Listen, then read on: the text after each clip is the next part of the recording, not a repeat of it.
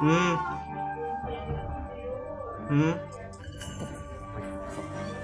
Ouais. Non, je vais pas le prendre. Et salut tout le monde, ici Albangoise The Gaming. On va se retrouver pour une nouvelle vidéo. Et donc, concernant cette vidéo, comme je vous l'avais dit, il s'agir de la nouvelle région Sumeru. En effet, donc, je vais vous dire là le potentiel de Sumeru par rapport à mon avis. Donc, ce que par rapport à moi, je vois comment va avancer les futurs du jeu. Mais si jamais vous n'êtes pas d'accord, n'hésitez pas à vous dire en commentaire. Par exemple, non, moi je pense que avec Sumeru, donc ça va être autrement. Et donc, si vous appréciez cette vidéo, n'hésitez pas à vous abonner, ça me fera extrêmement plaisir. Mais avant de parler de Sumeru, et bien sûr ce sont des informations officielles, c'est toutes les informations que vous retrouverez après avoir fait la quête d'Inazuma, puisque vers la fin de la quête d'histoire d'Inazuma, on vous demandera de poser les questions, comme aux autres quêtes d'histoire, de Liyue et de Mondstadt, donc à certains personnages qui vous donneront donc des informations sur la prochaine région. Et donc avant de parler de la prochaine région, on va parler des 3 régions qui sont sorties. Puisque je ne sais pas si vous l'avez remarqué, mais quand il y a des régions qui sont sorties, il y a des thèmes autour de cette région.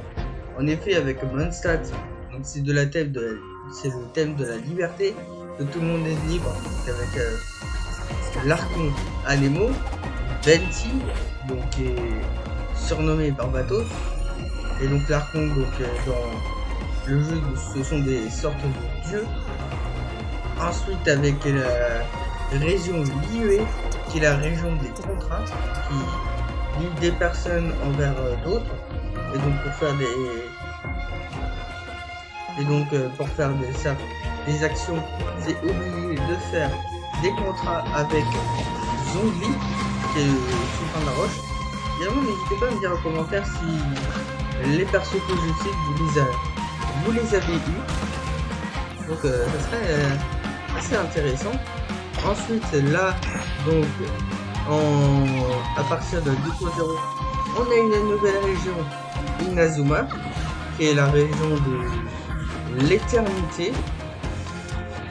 On a donc gouverné par du son prénom Eik, qui signifie en japonais, ouais, l'ombre, l'éternité. Donc Eik, donc c'est également Baal, donc c'est l'Ashodogun Raiden. Et donc, en effet, c'est la région de l'éternité. C'est pour ça qu'avec Genshin Impact, cette zone elle était assez longue à sortir. Il n'y a que des petites parties de zone, ce que je trouve qui est très très bien. Donc c'est pour ça qu'il y a des petites parties de zone qui se débloquent de mise à jour en mise à jour. Donc c'est ça le thème de l'éternité. Ce que je trouve très très bien, c'est qu'à chaque mise à jour, vous ayez de nouvelles zones qui sont rajoutées dans le jeu. Par contre, ce que je trouve moins bien, très très bien par rapport à la 2.0, c'est le nouveau système des artefacts. Mais bon, ça c'est une toute autre histoire.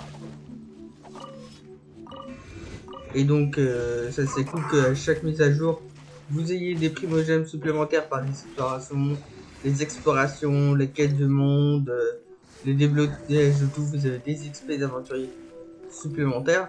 Tandis que si on l'avait fait donc tout d'un seul coup, on s'ennuierait par rapport à cette nouvelle région, on s'ennuierait assez vite sur Genshin Impact, malgré le fait qu'on a d'autres choses à faire, comme je fais actuellement des personnages à farm leur niveau, comme par exemple Beidou, Benti, etc. Et donc après, donc on se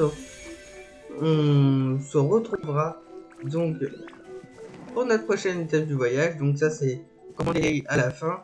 Donc vous lui posez des questions du voyage. Et donc ça c'est ces informations là. Et donc c'est l'arc électro, les archons c'est les sortes de dieux. Donc l'utilisation de base c'est le défaut. Pour pas que les gens échangent, parce que ça sort de ce qu'on avait. C'est pour ça qu'il y avait coupé en deux le petit serpent qu'on appelle Orobarach. Et donc l'archon Radro. Et donc le Sumelu qui viendra, d'après moi, je pense que ce sera en 2.5, puisque ce sera en février. Donc pour que vous compreniez, en 2.2, donc on va voir que des reruns. On aura que des reruns parce que hormis Thomas, il n'y a pas d'autres personnages qui ont été annoncés sur la version 2.2. On a déduit qu'il y a que des reruns depuis un moment. Donc il y a 2.0, c'est depuis la 1.6. Voilà 2.0 depuis la 1.6. Donc on a eu beaucoup de personnages qui ont été pour la région. Il n'y a pas de perso. Moi je pense en 2.2. Donc voilà. On aura des reruns. En 2.3, donc on aura Yare et Goro. Enfin, je pense qu'on aura tous les personnages, tout le reste des personnages d'Inazuma qui sont pas sortis, qui sortiront. Et en 2.4, donc ce serait le gouffre qui serait sorti, parce que étant donné